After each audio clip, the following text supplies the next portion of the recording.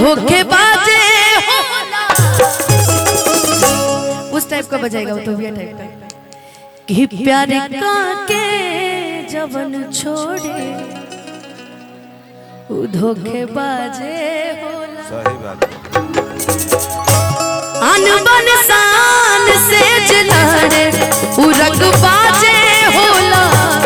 अनबन शान से जलाड़े उरग बाजे होला। प्यार का के जवन छोड़े वो धोखेबाजे होला। प्यार का के ये वाला नहीं, ये वाला नहीं, ये वाला नहीं, वो वाला अपनी तरफ वाला धबिया वाला ना, दम देसी स्टाइल वाला। कि प्यार का के जवन छोड़े वो धोखेबाजे होला।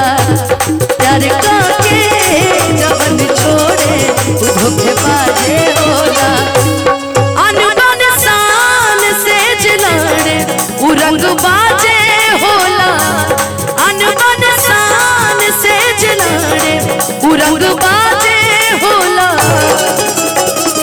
जानता नहीं अमित भैया जिंदगी में प्यार सब क्यों करेला भाई जरूरी बा, लेकिन प्यार असली वही करेला जो साथ के निभावेला जीवन भर। हम तो शुरू से बदनाम हुए तो बदनाम बनी तो बदनामे रहेगा, अपना जगह ठीक बनी।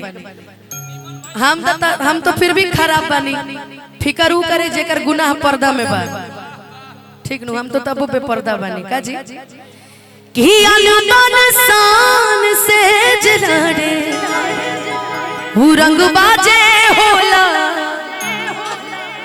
ए प्रियांशु भैया कहाँ गए जी? कहाँ प्रियांशु भैया लुका गए का?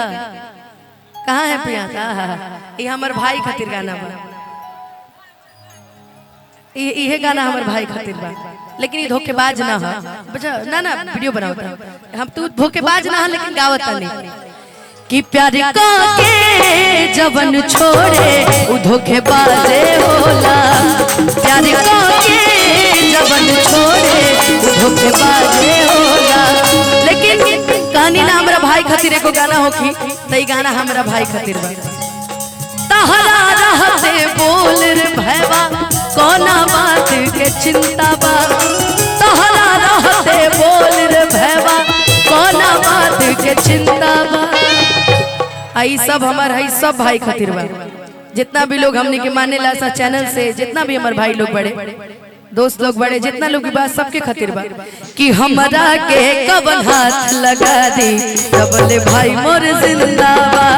हमरा के कवन हाथ लगा दी कबले गाना हम अपना मुकेश भैया खातिर भी गईले रहे। पूरा इलाका में हमर भैवा एक ही चुनिंदा बा। पूरा इलाका में हमर भैवा एक ही चुनिंदा बा। हमरा के कवन हाथ लगा दी जबले भाई मोर जिंदा बा। हमरा के कवन हाथ लगा दी जबले भाई मोर। अच्छा ये भैया ना ना भैया भैया भैया भैया भैया ऐसन बा ये हमारे भाई के सार हैं ना ना रहे दे यार। बार बार कितना गाड़ी सुनवाइबो हां कि कुर्सी मंगवनी, कि कुर्सी मंगवनी इनके पछवा के नाप के बैठ चाप के। कि कुर्सी मंगवनी इनके पछवा के नाप के बैठ चाप के। आई ज्योतिष वाले खातिर बा कि ना लगल बतहरा बाप के बैठ चाप के। ना लगल बतहरा बाप के बैठ चाप के। और का लड्डू मंगवनी मंगौले बने बरजेस के भी कहत नहीं, ये लड्डू वाला बरजेस खातिर बा। लड्डू मंगवनी इनका मुहावा के नाप के खाला चाप के। लड्डू मंगवनी इनके मुहावा के नाप के खाला। देखा चाहे बरजेस भैया होके चाहे या निकेश इंटरटेनमेंट के मालिक होके, ये दो चार जना के नाम हमरा पता बा भली भांति। कि ना लगल है इनकर बाप के बैठ चाप के। ना लगल हतार बाप के